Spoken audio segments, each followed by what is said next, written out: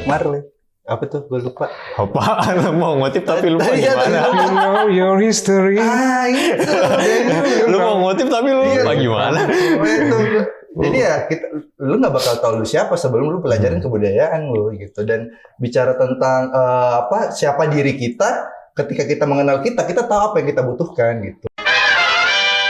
Soalnya gue tahu juga, Pik. Ini maaf nih kalau salah nih. Iya. Depok itu kan banyak ya Bang, maksudnya dari Belanda ada Belanda Depok, kayak kan, Cina akulturasi, Jawanya juga banyak. Jadinya kayak kita tuh kehilangan arah gitu. Yes, mau kemana sih kita gitu? Identitas kita nggak ada ya, Bang. Kan?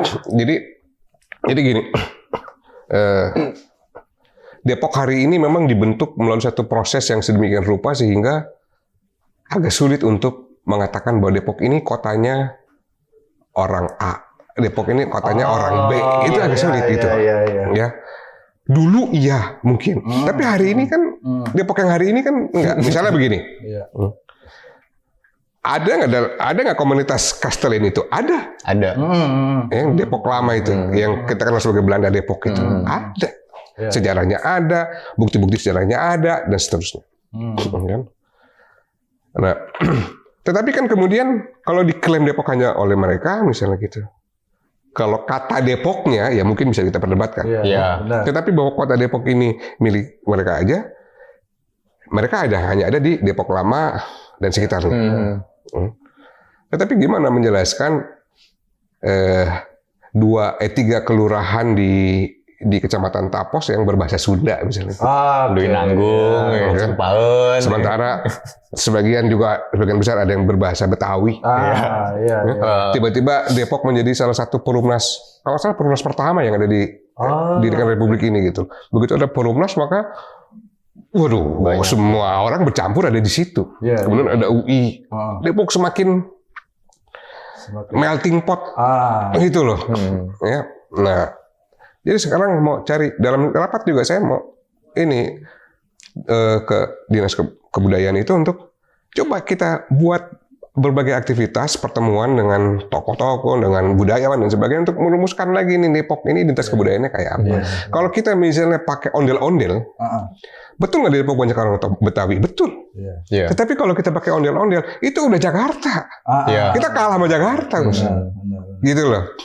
Dia punya legitimasi sejarah dan legitimasi politik untuk pakai ondel-ondel gitu loh, Jakarta gitu ya kan. Ikonnya itu kan. Iya, itu. Icon. Jadi apa ini kota Depok ini apa gitu? Bilang kota belimbing, iya susah cari belimbing. Susah cari belimbing ya. Tiap kondangan kagak ada tuh belimbing. Yang gue tahu Depok itu kota ayam geprek. Banyak ayam geprek. Jadi Depok. Apa ya, aneh ya. Gue ngeliat Depok itu banyak banget slogan-slogan. Saya ngeliat memperhatikan tuh Depok banyak slogan Bang. Mulai dari Cyber City. Kan, terus apa lagi tuh? Kota layak anak lah. Kota layak anak. Kan? Terus apa lagi? Itu banyak banget slogan-slogan yang padahal kenapa sih nggak difokusin aja gitu? Iya sih. Depok sebagai kota IT ya udah, ada Gundar, ada UI ya udah gitu loh, diajak kerjasama kan untuk membangun startup baru gitu loh. Kan itu bisa gitu loh kan. Kalau emang mau Cyber City gitu loh kan. Benar. Dipakemin aja satu. Ya, jadi belajar dari pengalaman itu ya. Maka saya mau bilang, ide mah gratis. Ide kita bisa apa aja. Kita berdebat 10 orang. Wah, bisa kita bikin ini. Ide mah gratis. Problemnya adalah eksekusinya. Benar sih. Ya kan? Nah, jadi pengalaman di beberapa kabupaten kota ya itu menunjukkan mereka bisa merubah kotanya dari yang kondisi A ke kondisi B yang jauh lebih bagus yang kita nggak pernah bayangkan sebelumnya gitu. Ya, kita banyak contoh-contoh kota itu. Nah, Depok ini belum bisa begitu. Jadi bagi saya nggak penting itu dirubah Cyber City kayak ngikutin tren hari ini. Mau kota belimbing nggak apa-apa kota belimbing, gitu. Tetapi betul-betul seluruh Indonesia kalau ngomong belimbing, rujukannya Depok. Maksud saya itu Bang, gitu difokusin aja jadi satu. Hampir setiap rumah di kota Depok nanam belimbing misalnya gitu. Ya. Di setiap kelurahan kecamatan ada industri belimbing macam-macam. Dari mulai keripik belimbing, selai belimbing, bahkan bikin ada riset tentang belimbing ternyata ada misalnya nih ya, ada unsur dalam belimbing bisa dijadikan untuk treatment wajah, misalnya gitu ya kan. Benar. Berkembang industri belimbing kita. Nah, IT dan macam-macam adalah bagian dari mengembangkan itu. Gitu. Betul. Kan? Tapi kita fokus pada kota belimbing. Ini kan kota belimbing belum selesai, pindah ke sini. Ya, pindah ke Cyber City. Cyber City belum beres, Smart City. Kan? Tapi bayangkan nih, Banyuwangi itu dengan kelurahan yang jauh lebih banyak dari Depok. Ya, semua kelurahannya sudah terlayani fiber optik. Ya, pelayanan macam-macam di sana itu udah bisa di setiap kelurahan itu ya ada ada anjungan-anjungan yang orang bahkan bisa ngeprint sendiri. Gitu. Bikin KTP udah. KTP apa segala macam itu udah. Tapi integrasi lah gitu. Kenapa sih? Maksudnya apa sih sebenarnya penghambat terbesar sehingga Depok? Iya, ini kan abang nih bagian dari pemerintah juga ya, Bang. Biar ada legislatif ini. Abang kan bagian dari pemerintah juga saat ini ya kan? Iya. Gua ngopi dulu. Siap. Katanya nggak mau berat-berat. Enggak. Semakin lama pertanyaan lu semakin berat. Tapi ini pasti pertanyaan teman-teman juga. Iya Bang, pasti ada banyak apa sih? lah. What happened gitu? Gua ini ya.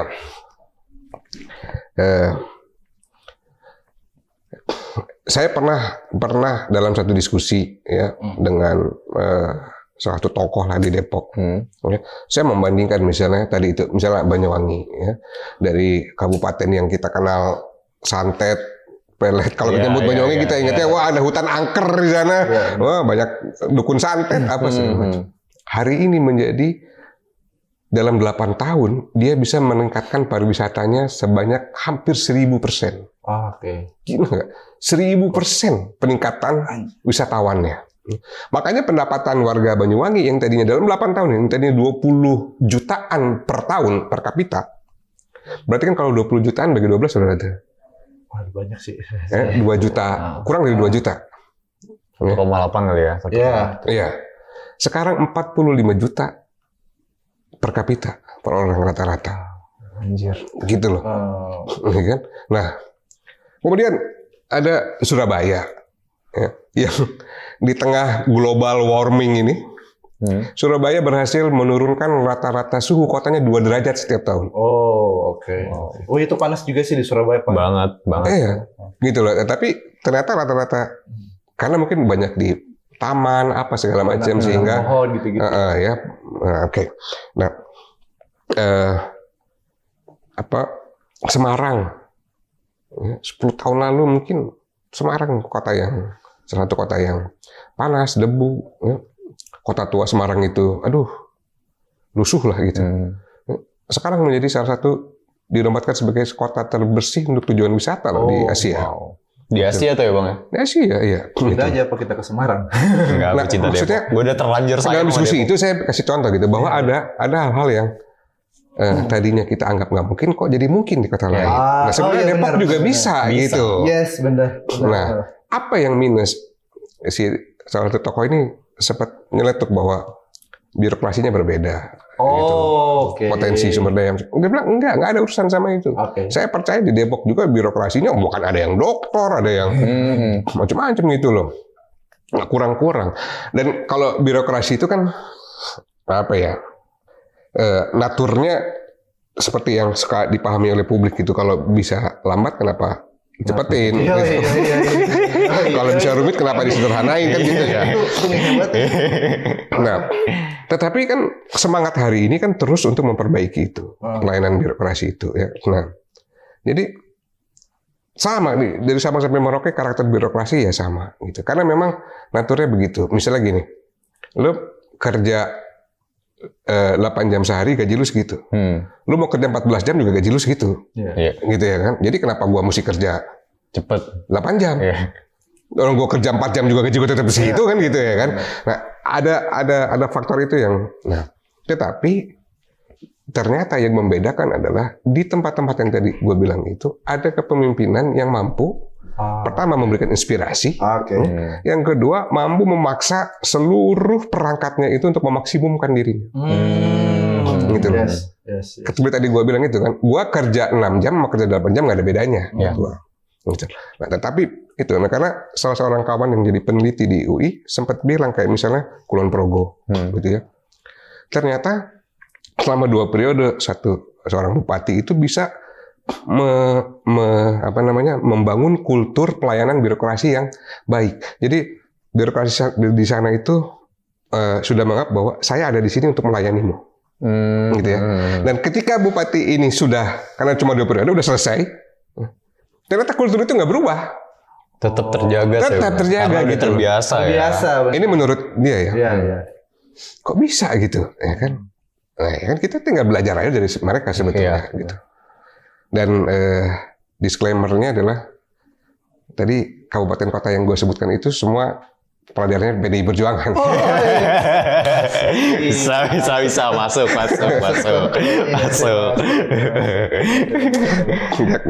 Kita belum nyebut Jokowi di Solo ya. Lepas dari posisi kita masing-masing dalam menghadapi Jokowi sebagai presiden, tetapi ketika di Solo kita nggak harus akui bahwa ada keberhasilan yang luar biasa dibuat oleh Jokowi. Intinya nggak ada yang tidak mungkin. Semua bisa. Nah, kuncinya di mana? Harus ada kepemimpinan yang mau memaksa gitu. Yes, benar. Tapi menarik nih Bang, Depok nih baru-baru ini nih, ya kan, dapat penghargaan kota layak anak. Dapat penghargaan. Itu 4 tahun berturut-turut. 4 tahun berturut-turut. 4 tahun berturut-turut. Tadi gue baca 4 tahun berturut-turut. Nah, gini. Melihatnya gimana tuh Bang? Oke. Kalau nih kita melihatnya sebagai dalam posisi mediocre atau dalam posisi yang progresif, ya kan? Nah, karena gini, itu tentu saja penghargaan ya buat Kota Depok, penghargaan atas kerja keras aparatur pemerintahan di Kota Depok untuk dapat penghargaan. Tetapi kalau kita berhenti di situ, ya kita nggak progresif. Kenapa? Karena kita lihat 4 tahun ya dapat penghargaan Nindya. Yang nggak pernah dijelaskan kepada warga adalah ada, kalau nggak salah ada 4 tingkatan penghargaan. Paling bawah itu Pratama, kemudian Madya, kemudian Nindya, paling tinggi adalah Utama. Nah, yang dapat penghargaan utama ini cuma 4 kabupaten kota nih. Kota Surakarta salah satunya di Solo tuh. Ya, Surabaya, gue lupa mana lagi. Lupa, ada 4, cuma 4. Ya. Nah, jadi yang juara 1 itu cuma 4. Oh iya, yang utama lah. Nah, Depok ini 4 tahun berturut-turut juara 2. Gimana sih rasanya kalau Liverpool 4 tahun berturut-turut juara 2, kan tetap nggak juara gitu loh. Oh iya, Liverpool lagi. Patut dirayakan nggak di urutan kedua? Enggak sih. Sebenarnya bukan juara. Juara 1. Artinya gini, ini tanpa mengurangi rasa penghargaan terhadap kerja keras ya pemerintah Kota Depok, tetapi kalau kita mau lebih maju, maka kita perspektifnya harus melihat bahwa kok 4 tahun nggak bisa naik-naik di situ di situ aja gitu loh. Nah, gitu kan. Apa yang terjadi gitu loh. Kenapa bisa? Kapan kita bisa mendapat penghargaan utama untuk kota layak anak? Tapi gitu saya bingung nih Bang, penilaian kota layak anak itu apa sih? Karena ya ini pernah kita bahas ya di konten bareng saya waktu itu ya. Di Depok itu banyak kasus kekerasan terhadap anak. Ya, jadi gini. Variabelnya itu apa gitu? Bisa dikatakan sebagai, sebetulnya bisa dicek di undang-undangnya ya, dan atau masuk ke websitenya kla.id gitu ya. Nah, ada 20 lebih indikator untuk disebut kota layak anak. Bahkan seperti misalnya layanan penerbitan akte, kan? Kalau itu bagus aja kita bisa dapat penghargaan tuh. Okay, terus, jadi ada berapa klaster? Kalau saya ada 5 apa 6 klaster. Klaster hak sipilan politiknya, klaster pendidikan, klaster kesehatan bagi anak, dan seterusnya. Gua nggak hafal soal itu. Nah, jadi mungkin saja masih ada itu, ya, kasus-kasus seperti itu. Nah, karena dapat penghargaan bukan berarti seluruh persoalannya bisa diselesaikan, gitu. Karena tadi itu ada tingkatannya. Nah, cuma memang ada kekerasan di Depok ini, ya.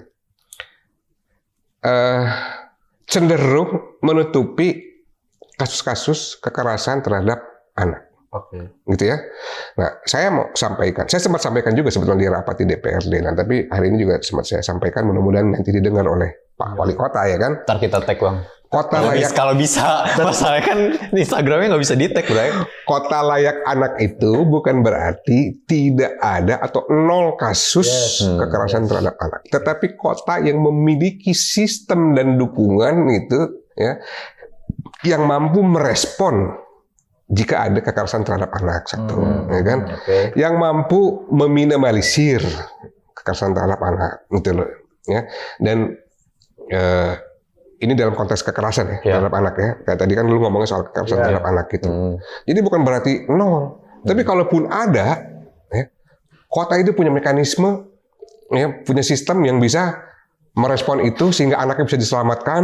Ya, anaknya diselamatkan dalam pengertian psikologinya bisa diselamatkan, ya kan? Ya, nggak trauma dan sebagainya gitu. Dan macam-macam. Sorry saya potong. Tapi yang saya tahu nih Bang, tahun 2019 ke 20 itu ada malah peningkatan kasus kekerasan. Itu loh, kalau dibilang tadi meminimalisir, berarti kan ada yang aneh nih, karena peningkatan kasusnya. Yang gitu. mana diharusnya peningkatan ini dong, ke utama tadi, ini malah peningkatan kasusnya. Iya, kayak gitu. Itu yang saya bingung, makanya. Iya sih. Iya. Kebingungan yang sama juga ada di gua gitu. Harusnya kan pencegahannya dong, ya kan? Yes, benar. Preventif ya apa? Misalnya gini, ya, Depok juga pernah mendapatkan penghargaan kota sehat. Kalau itu nomor 1.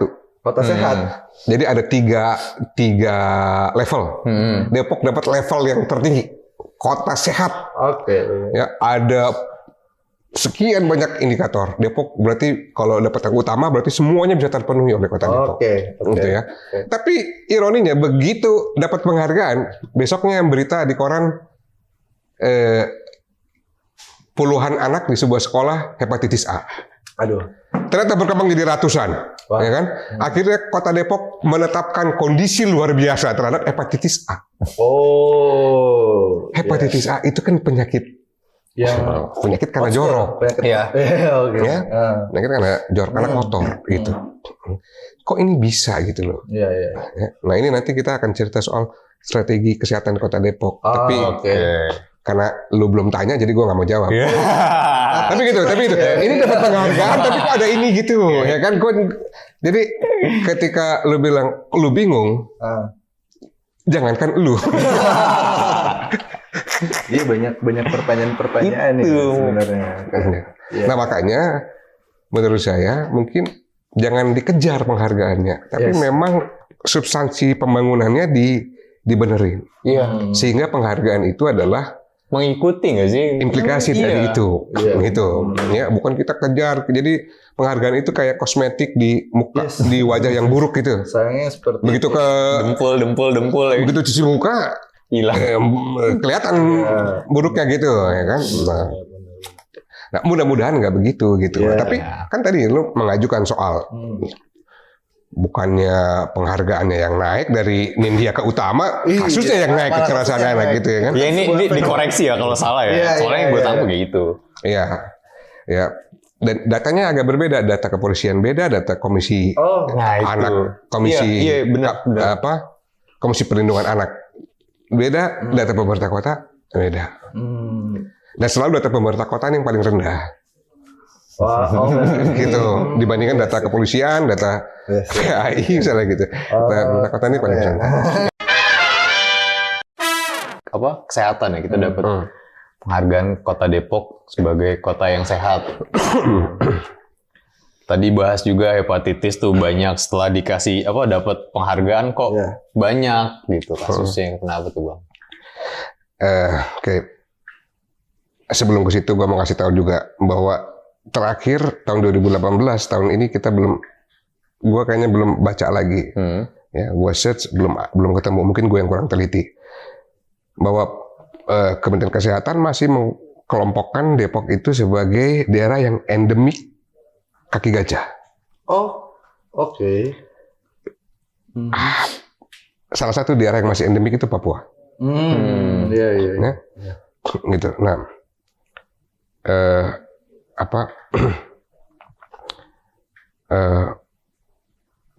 kaki gajah itu kan karena apa ya? Karena bakteri gitu kan sih. cacing. Oke, ya. Ya, yang orang nggak pakai sendal apa gitu. Iya. Atau apa gitu. Nah, oke. Nah, Depok belum lepas dari status endemik itu. Nah, jadi masih punya potensi 1%. Itu masih dianggap endemik. Oke. Tapi kan 1% dari 2 juta orang itu berapa? Berapa Pik? Hitung. 1%. Banyak. Banyak, puluhan ribu juga ya, banyak gitu. Iya. Ya kan? Nah, jadi kenapa bisa begitu? Ini yang sedang kami perjuangkan sebetulnya. Ketika saya bilang kami itu maksudnya di fraksi PDI Perjuangan, termasuk di rapat Perda RPJMD. RPJMD itu rancangan pembangunan jangka menengah daerah itu 5 tahunan. Supaya dinas kesehatan atau strategi kesehatan Kota Depok itu punya prioritas. Ya. Kan ada 4 klaster ini. Ya. Gue itu kadang-kadang kalau ngomong suka lupa. Ada preventif, pencegahan, promotif, ya kan? Promosi, artinya pendidikan kesehatan dan sebagainya. Ada kuratif dan rehabilitatif. Rehabilitatif ini penyembuhan gitu. Iya, rumah sakit apa segala macam. Nah, kalau kita punya sumber daya yang luar biasa, ya, tempatkan 4 ini sama dalam posisi yang sama urgensinya.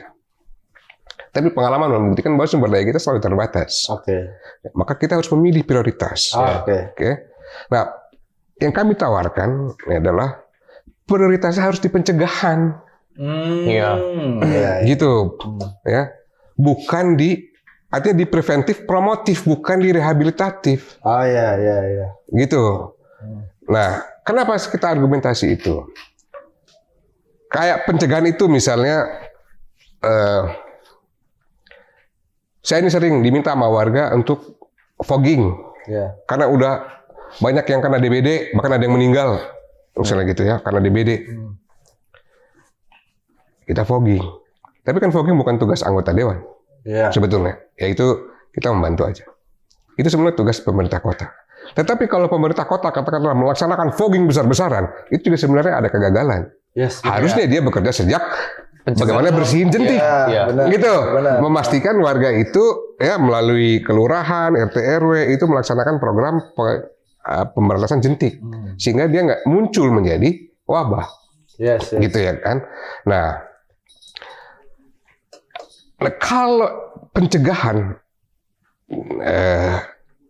dan promosi ya menjadi prioritas, maka yang dibangun sebetulnya bukan rumah sakit, tetapi posyandu, puskesmas, ya kan, gitu. Karena dia ada di tengah-tengah masyarakat, dan di situ bukan cuma ada dokter, tapi juga ada tenaga penyuluh. Ya. Banyuwangi misalnya, Banyuwangi lah, gini gue kasih contoh, ya kan. Itu punya program menarik loh, ya, yang kita di sini nggak kepikiran, tapi kreatif banget. Punya program bahwa puskesmas itu harus melayani orang sehat. Ya, menarik sih. Dan itu bukan dilombakan, tapi dikasih insentif bagi yang puskesmas yang paling banyak didatangi orang sehat buat periksa, ya, itu dikasih penghargaan.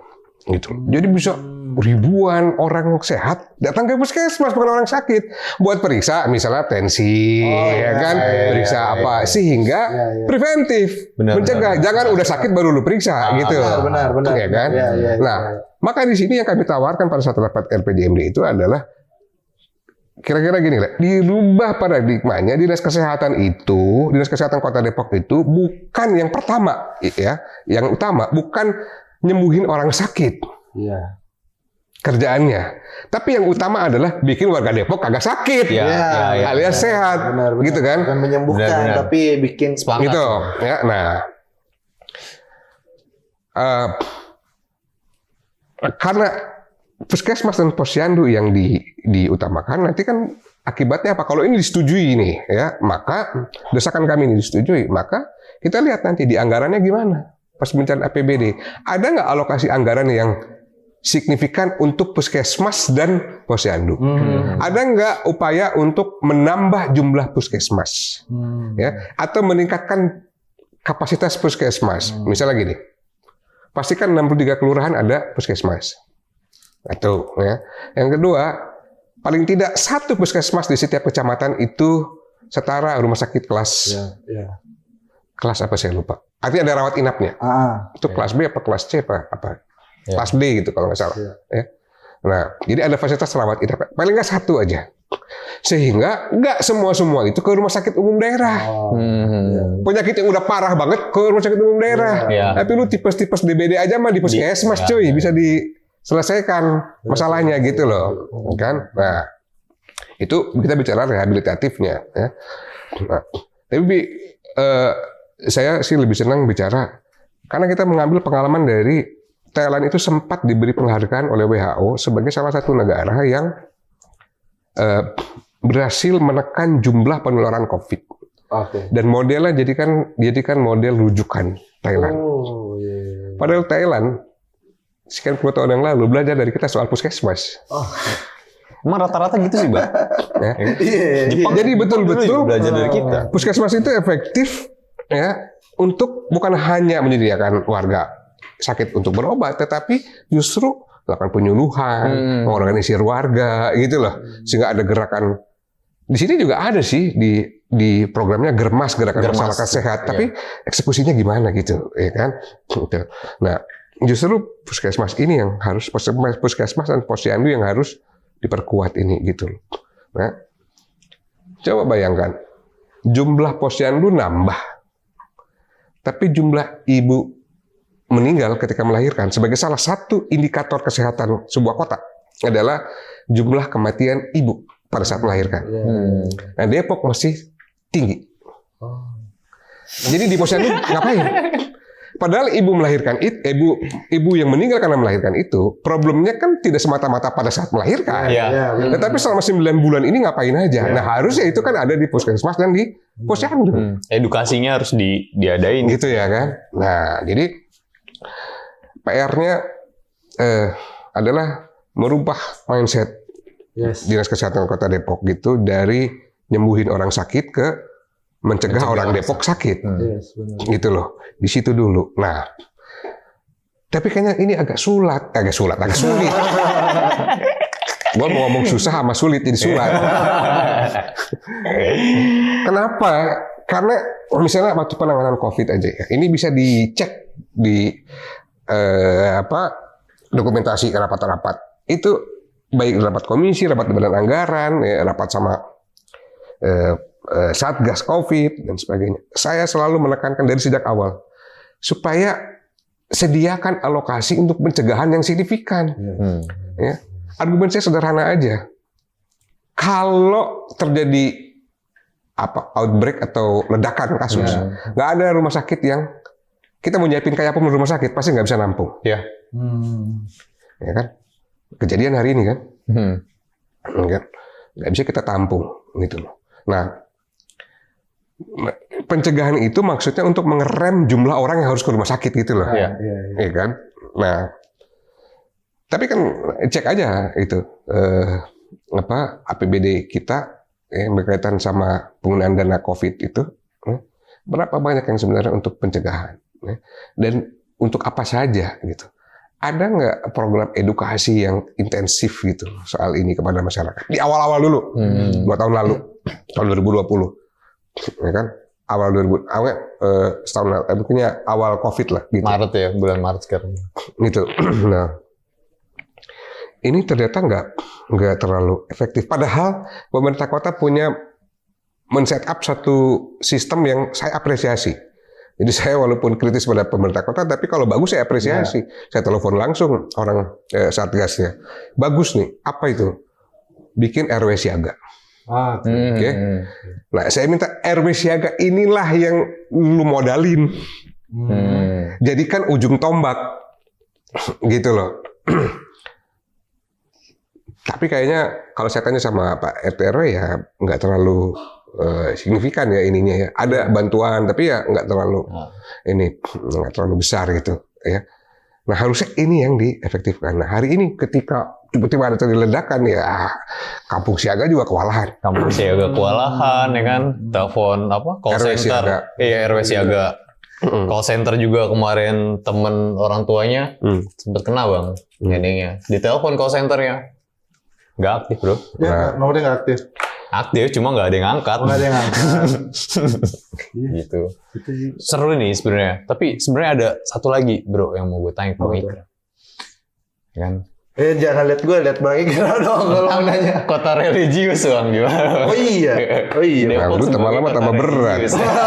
Ini terakhir nih bang, ya kan terakhir nih. Kota religius gimana nih bang? Udah gratisan berat.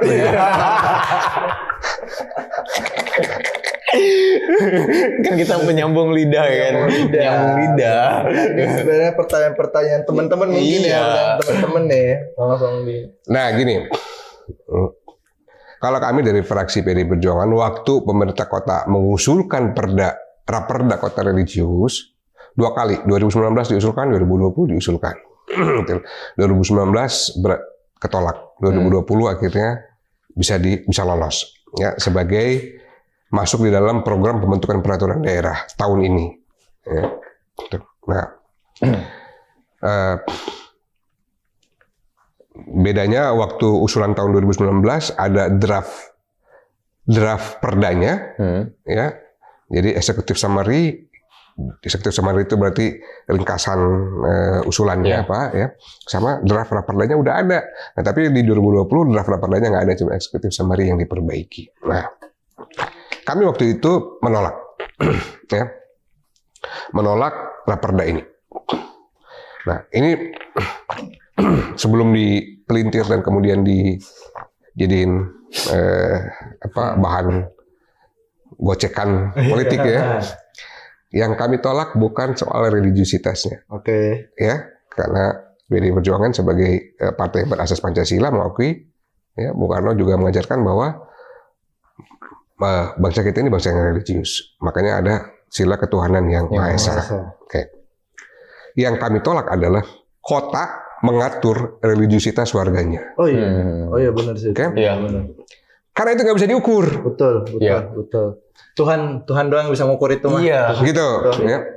Bagi kami kota itu berurusan dengan ketertiban umum dan kebaikan hidup bersama gitu. Yes. Ya. Benar. Ya. Gitu. Jadi misalnya gini.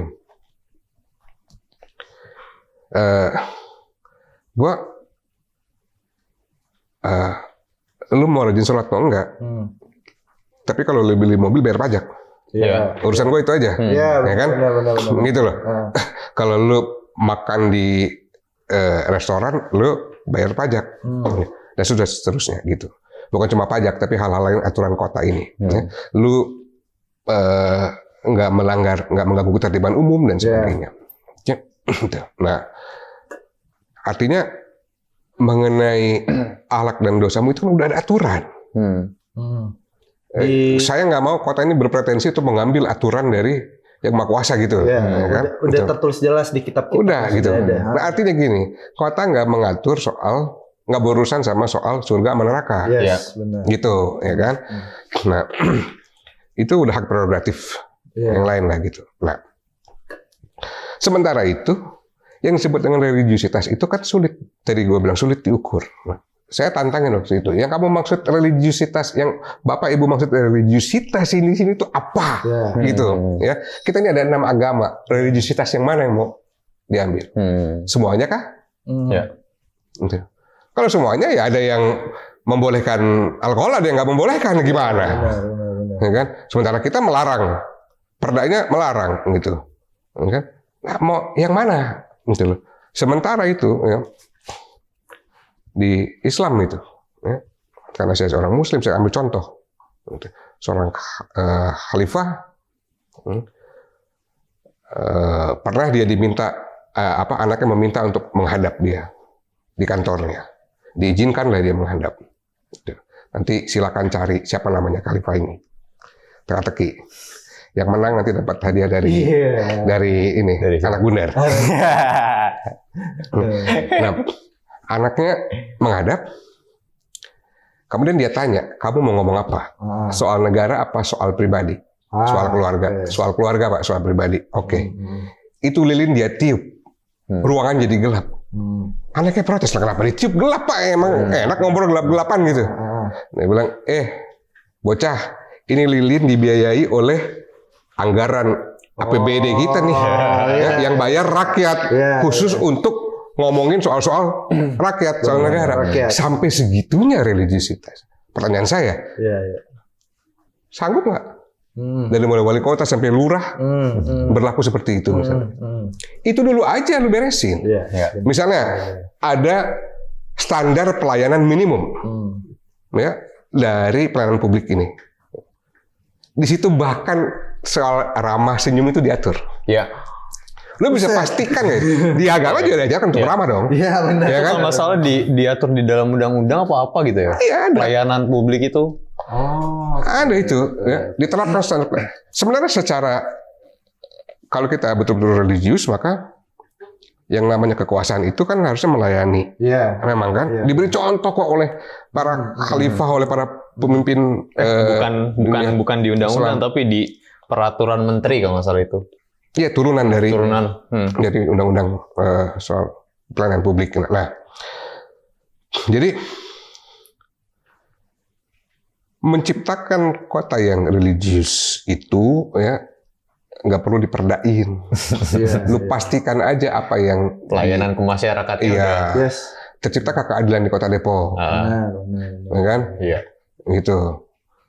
Nah, tercipta nggak tadi itu perlindungan terhadap anak-anak, terhadap perempuan, dan seterusnya gitu. Nah, itu dibenahi, gitu. Baru kita ngomong bahwa kota ini memenuhi prinsip-prinsip religiusitas karena sulit mengukurnya, gitu. Nah, dalam perdebatan ada yang bilang bisa kok ada yang ngukur. Oh, gue tahu itu siapa, gitu loh. Seorang ilmuwan, tapi gue kalau soal nama suka lupa. Justru seorang ilmuwan keturunan Pakistan kalau nggak salah, yang mencoba melakukan riset negara-negara yang paling Islami. Dia buat beberapa alat ukur, sikap yang menurut dia Islami, seperti misalnya disiplin, setiap tepat waktu dan sebagainya, bersih, jujur, artinya bersih korupsi gitu ya kan, terus macam-macam lah, ada beberapa indikator yang menurut dia ini adalah ajaran Islam. Lo tahu siapa yang nomor 1? New Zealand. New Zealand yang notabene bukan negara Islam. Iya. Benar. Gitu loh. Artinya ketika dia mau memenuhi religiusitas ini, nggak ada khususnya perda agama. Berarti atau undang-undang. Ada hal yang lebih substansial daripada sekedar membuat aturan itu gitu. Daripada ngomongin moral, ada yang substansial. Iya, dia ketika di perdebatan itu ya kalau kita mau bilang bisa kok mengukur, oke, kalau mau belajar dari itu, ternyata negara yang dianggap paling paling religius menurut ukuran si peneliti itu yang alat ukurnya mau lu tawarkan kepada kita gitu ya kan, itu justru negara-negara yang nggak religius amat gitu. Iya, gitu. Urusan moral, urusan akhlak biar kami cari sendiri. Bongkar. Urus aja moralmu ya kan. Ngurusin moral udah bener. Urus saja moral. Gitu. Nah, yang mau kami tawarkan justru dalam soal kehidupan beragama ini adalah bukan perda kota religius, tapi satu perda yang memastikan bahwa setiap warga Kota Depok itu punya dijamin kebebasannya, benar. dijamin kemerdekaannya, untuk melaksanakan ajaran agamanya, termasuk beribadah, termasuk merayakan hari rayanya, seterusnya gitu. Jangan sampai ada yang lagi mau ibadah diserbu lah, mau bikin rumah ibadah susah dan sebagainya. Di mana kota yang religius ini kadang-kadang bikin rumah ibadah izinnya lebih sulit ketimbang bikin apartemen. Misalnya gitu. Katanya ngakunya kota religius kan gitu. Nah, makanya yang justru kami tawarkan adalah bukan perda yang mengatur tentang lu harus religius dan bagaimana cara lu religius gitu. Kita nggak tahu nih, gitu ya kan. Gitu. Karena itu kan ada di hati, apa gitu loh. Ya, dan itu ada soal komunikasi lu sama Tuhan yang bersifat privat, gitu ya. Nah, bukan itu yang kita butuhkan, gitu. Tetapi memastikan kalau lu mau menganut agama dan lu mau beribadah, lu mau melakukan apa, kota menjamin kebebasan. Nggak ada satupun yang boleh mengganggu lu. Gitu loh. Karena jangan-jangan gini, kalau misalnya kita tarik ulur di awal tadi, anak muda kurang bisa mengekspresikan dirinya karena kurang wadah. Jangan-jangan mungkin secara spiritual banyak ketimpangan moral yang terjadi karena memang tidak ada wadah yang disediakan. Bisa. Itu. Mungkin ya, mungkin. Jadi kota siapkan aja sarana ibadahnya, bantu, ya kan? Para rohaniawannya, ya, guru ngaji atau pendeta atau apa, guru sekolah minggu atau di Hindu apa gitu ada, itu dikasih support misalnya gitu ya. Silakan gitu. Tetapi bagaimana cara mereka menjalankan agamanya, bagaimana cara mereka berpakaiannya, kota nggak usah atur karena di draft Raperda yang tahun 2019 yang itu hilang di tahun 2020 itu sempat sampai diatur soal cara berpakaian. Buset. Gitu loh, di situ ada gitu. Ya, bahkan kota bisa membuat semacam satu komite terdiri dari berbagai unsur yang menjadi semacam komite untuk menentukan standar akhlak. Gimana gitu? Standar akhlak mau jadi Tuhan. Ya enggak, ya itu. Tapi draft Raperda itu nggak muncul pada ketika usulan di tahun 2020, gitu ya. Itu dihapus berarti dong. Ya, bukan nggak dihapus, nggak disertakan aja. Cuma eksekutif sama ini, apakah nanti keluarnya akan gitu juga kita nggak tahu. Nah sampai sekarang saya sebagai ketua Bapemperda, Badan Pembentukan Peraturan Daerah, ya, dalam kali rapat sama pemerintah kota, saya tanya kapan itu mau diajukan. Nah karena ini isu yang sensitif, saya nggak mau naskah akademik baru ada ketika kita mau bahas. Tapi harus ada jauh-jauh hari sebelumnya, draft Raperda harus ada, kita harus ada diskusi publik. Berarti itu yang mengajukan Raperda itu dari eksekutif pemerintah kota. Iya. Karena kan harus dibedain tuh, ada yang usulan dari legislatif ya Bang. Ada inisiatif legislatif, ada yang usulan dari pemerintah kota. Gitu loh. Nah waktu itu akhirnya berhasil dimasukkan karena satu-satunya Raperda yang harus diputuskan melalui voting hanya Raperda ini.